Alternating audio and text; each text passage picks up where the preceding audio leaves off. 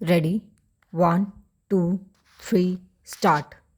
Sir, a new feature is being introduced in the Companies Act, which was never there before, neither in the Companies Act 1913 nor the Companies Act 1956 or the various amendments that have been made since 1956. Only an abridged form of the profit and loss account and the annual report will be sent to the shareholders, and on payment of fee he will be entitled to get the full report as he is getting now.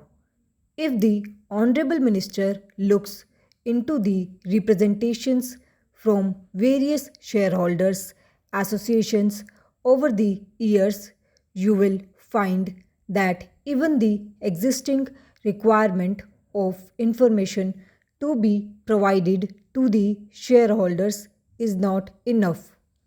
In fact, shareholders associations have already represented that the information given to them should be much more specific.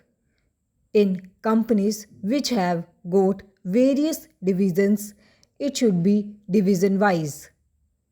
There are a lot of other features which they have pointed out from time to time. Here we find a bill which has been ostensibly brought to protect these very small shareholders and depositors, which takes away even the existing rights being given to them. It is a very serious matter. In corporate functioning, as we have seen over the last few years, I may venture to say that even the Sachar Committee recommendations have become a little out of date because in the last 5 years, especially after this government has come to power, there has been a sea change in the operation of the corporate sector.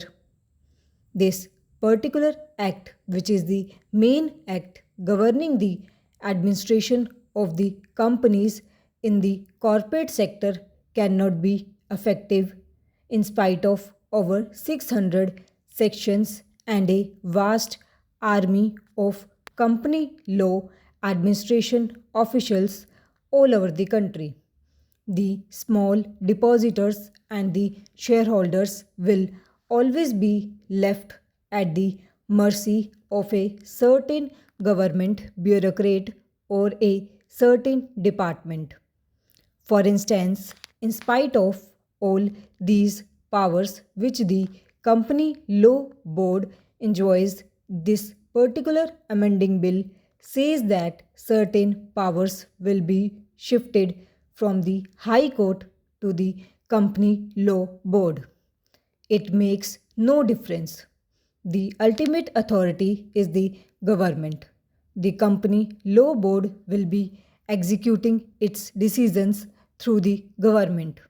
Now, I want to know if the company law is effective, then how we have got massive cases of duping.